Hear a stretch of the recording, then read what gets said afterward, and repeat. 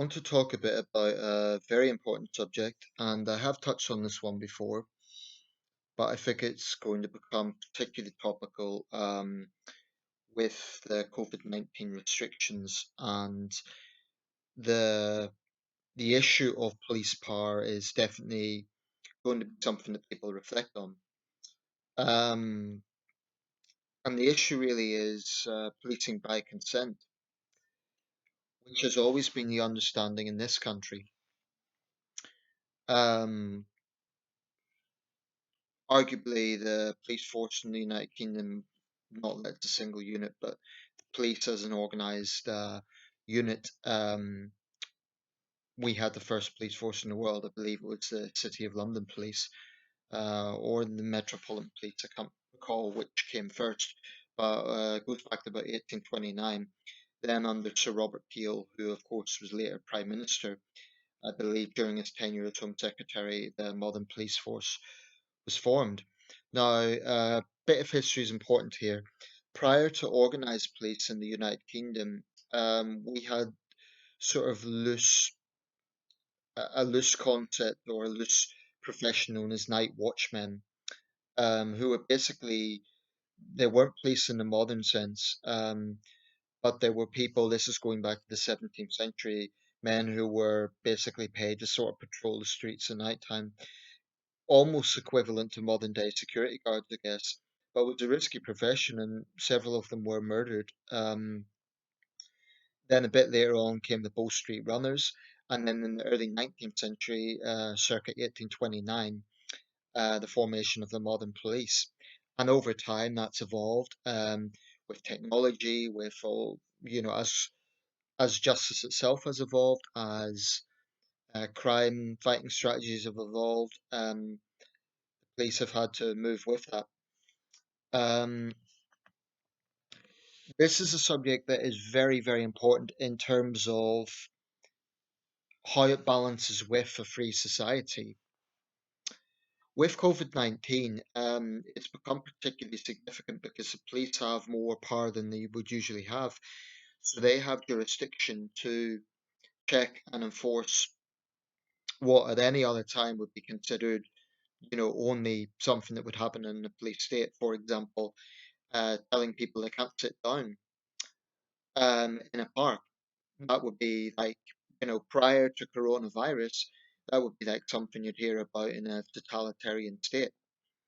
But these are now methods that are being used across Europe and indeed across the world. And there's a reason for them. It's not irrational. There is a basis for this. Although personally, I would question why you need four officers to tell a family not to sit down in a park versus, say, a group of young men gathering when they clearly are not family and they're not buying food, and they're clearly breaking the regulations. As we get further into spring and into summer, it's going to get hotter. More people are going to go out, and these sort of issues, I think, are going to become more possibly volatile.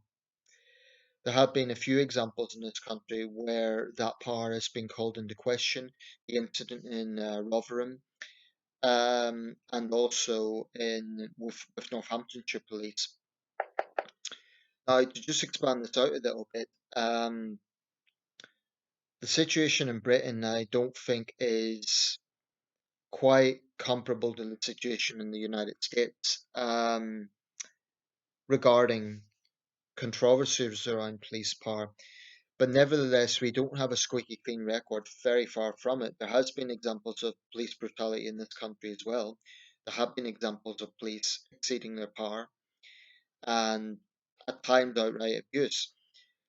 Now, I'm going to talk about the US in a minute because I've got quite strong views on that, and I think there's a lot of things to point out. But there've been examples in this country where police apprehending a suspect has went wrong, someone has died, and we know it started.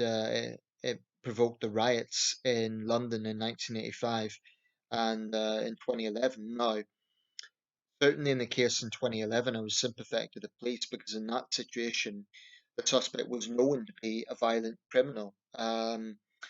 And I do think the wider public need to be understanding of that, and the black community need to be really consider that. Nevertheless, I do think it is absolutely critical that we do have strong independent watchdog. And it is critical it's independent because if you have the police kind of regulating themselves, which we don't have in this country, but if we did, it would simply always be tainted by the notion of bias. It would always be tainted by the idea, well, they're going to protect their own. I do not believe the situation in Britain is perfect in this regard. And actually, it can be argued that the police don't have enough protection in this country.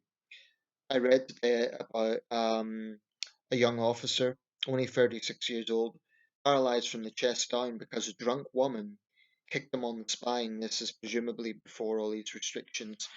And at the time, he didn't notice anything, but it turned out to be a permanent injury. She wasn't even charged. She was given a caution. Maybe at the time that was thought to be the appropriate measure. But I would have thought assaulting a police officer, assaulting anyone, should be a serious offence.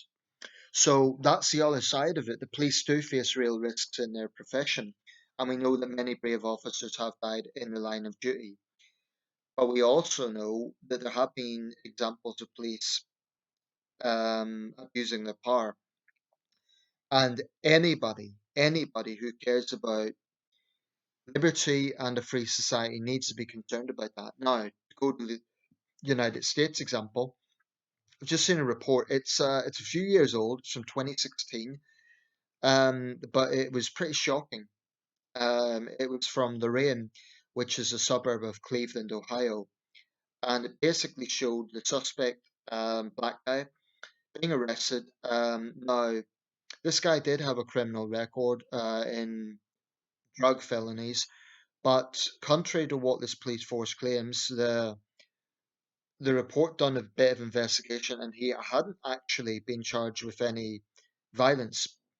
Anyway, you can see them arresting the guy, and then they throw him against the bonnet of the police car with such force that his head actually cracks a window, and it looks like he's actually cut.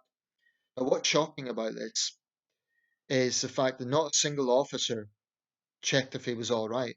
Not a single officer seemed to really care about the fact that the windscreen of the vehicle had been not completely smashed through, but shattered, as if a bird had hit it. Force that he was thrown onto the bonnet. I understand. I don't know what the outcome of that case was, but the report said that um, his lawyers were suing that police department, and that particular police department, this is Lorraine, Ohio, had been brought under investigation by the Department of Justice. The thing is, with the United States, it's a huge country, of course, and there are literally thousands of police departments. So we can't just generalize American police and say it's all one big homogenous lump.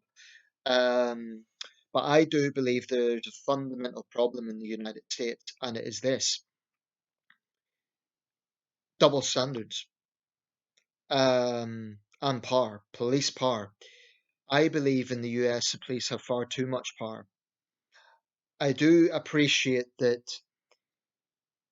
they're in dangerous work. I do appreciate that sometimes they are confronting dangerous criminals. And, I'm pretty conservative on crime. So when it comes to, arresting Bloods or Crips gang members or any other gang members, I'm going to take a pretty hard-headed view with that. But the point about policing with consent, and I think this is the same evolution in the United States and most democratic countries, is that the public consents to that power because the public wants to be protected. Now, when the public see a situation where the police can basically assault someone, and what I've just seen to me is is is an assault. I mean, they threw the guy against the bonnet with such force he wasn't resisting arrest. He wasn't lashing out, he wasn't spitting at them. The excuse by the police chief was pathetic. It says, oh, let's not rush to judgment. I mean, the video speaks for itself. Even if the guy had been swearing, let's say, there is absolutely no justification for that sort of approach. I mean, look at the video. I'll try and put a link here. It's just deeply unsettling. And what I find very, very troubling about the American situation is that when these things happen, there usually is an investigation of sorts. This is why a free media is so extremely important. But the response usually, when police departments do take some sense of responsibility, they'll put the officer on desk duty. And we see the same thing here. My question is, why are police never arrested? You know, if I assault someone in the street, I would be arrested for assault. It would certainly be the case with a police officer, notwithstanding the previous example I gave of that officer with Sussex Police. But it makes you wonder, if that was a gender issue, her being a woman, I don't know. But, I mean, the assailant being a woman. And, I've seen firsthand about a month ago, well, actually, it would have been 2 months ago now, I saw a guy, mouthing off with the police lashing out at them. So I've seen the sort of things the police have to put up with. I'm not totally unsympathetic or ignorant about this.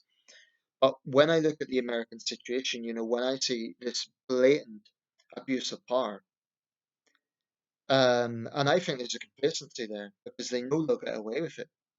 The perception is that they protect their own.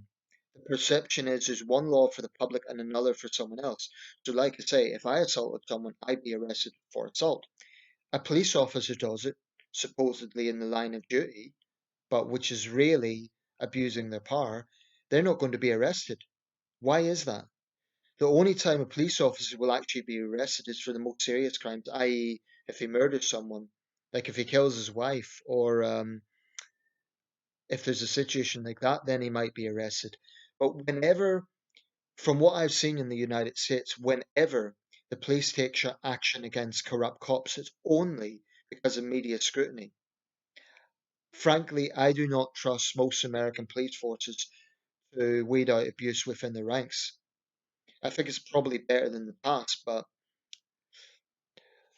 if I was a black man in America, you know, I I don't like identity politics. I think there's a lot of issues around that, but we have to be honest, there is an issue with this.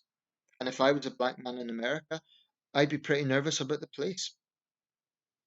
And it's something that too many forces um, are not addressing is the double standards. Why is it that when a police officer behaves this way, they're simply put on desk duty pending an investigation? You know, a normal person, if they're suspected of a crime, they will be arrested pending investigation, i.e., they'll be arrested, there'll be bail hearing, they'll go to trial. With a police officer, they're just put on desk duty. They might get a reprimand, but that is it. So the issue of policing by consent, I think America's got a long way to go in terms of public confidence. Um, and to those who say they always have this knee-jerk reaction, some on the right, they'll say, "Oh well, he was resisting arrest." There are some circumstances where I'm on the side of the police. I can see that a suspect has been aggressive and they're not helping their own case, and an officer's tried to be reasonable. But wherever there's those cases, there is just as many cases like the one I've just seen. And in my opinion, it's not good enough that the officers just put on desk duty or there's some vague apology from the force. They need to show that police officers are not above the law. So if common assault is an offence, why should police officers get away with it? This is a very, very important question, something to think about, and I'll put the link to that video